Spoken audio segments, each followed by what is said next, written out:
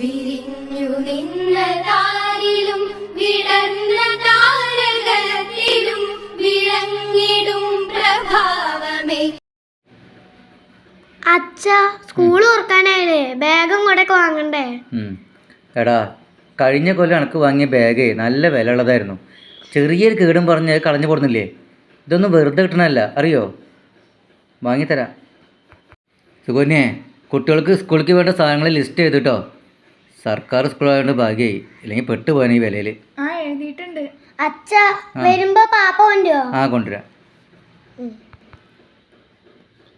അമ്മ, വണ്ടി ഒന്നും, ഞാൻ സ്കൂളിൽ പോവാണ്. ടാറ്റ. ശരി, നോക്കിപ്പോ. അച്ഛാ, ഈ സേതുട്ടൻ കഴിഞ്ഞ പ്രാവശ്യം ആവശ്യമില്ലാതെ നോട്ട് ബുക്കും സാധനങ്ങളൊക്കെ കൊണ്ടുപോണ്ടായിരുന്നു. ആ ബാഗ് കേട് വന്നു എന്ന് പറഞ്ഞു, പക്ഷെ ഇങ്ങോട്ട് കൊണ്ടുവന്നിട്ടില്ല. അതെ, നല്ലോണം നോക്കിയിട്ട് കൊടുത്താച്ചാൽ മതി ചെക്കന് സാധനങ്ങൾ.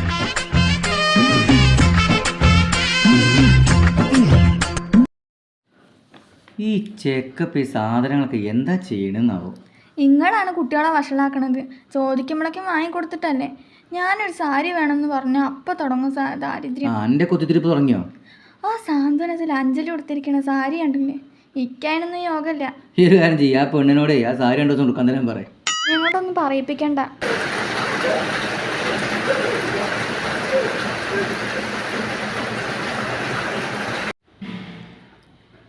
അച്ഛാ, സ്കൂളിന് ടൂർ പോകുന്നുണ്ട് മലമ്പുഴയ്ക്ക്.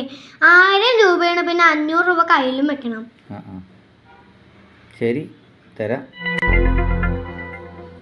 അച്ഛാ, കയ്യിൽ വെക്കാൻ പൈസ കൊടുക്കണ്ടെന്ന് മാഷ് അന്ന് തന്നെ പറഞ്ഞു. 1000 കൊടുത്താൽ മതി. ചേച്ചിന്റെ സ്കൂളിലെ കാര്യം നോക്കിയാൽ മതി. ഇവിടെ വാങ്ങി വെച്ച സാധനങ്ങളൊക്കെ സ്കൂളിലേക്ക് കൊണ്ടുപോകും. ഒന്നും ഇങ്ങോട്ട് തിരിച്ചു കൊണ്ടുവരുമില്ല. ഇനി പൈസയും കൂടി നശിപ്പിക്കണമായിരിക്കും.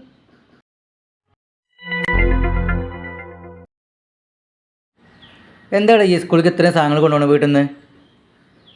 4ാം ക്ലാസ് ഇത്രയൊക്കെ നോട്ട് ബുക്ക് വേണോ? ഞാൻ എൻ്റെ മാഷിനെ കാണട്ടെ, കുറേ തുടങ്ങിയിട്ട്. അച്ഛാ, എന്റെ ക്ലാസ്സിലൊരു കുട്ടിയുണ്ട്. ഓൻ അച്ഛനില്ല, ഓൻ്റെ അമ്മ കൂലിപ്പണിക്ക് വിട്ടാണ് അവര് കഴിയണത്.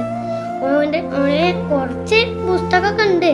അപ്പൊ തീരുമ്പോ ഞാൻ കൊടുക്കാറുണ്ട്. പിന്നെ അന്ന് ബാഗ് കൊണ്ടുപോയിട്ട് ഞാൻ ഓന് കൊടുക്കാൻ വേണ്ടിയാണ്. പിന്നെ ടൂറിന് 500 രൂപ കൂട്ടി ചോദിച്ചത് ഓനും ടൂറിൽ പോകണമെന്ന് ആഗ്രഹമുണ്ട്.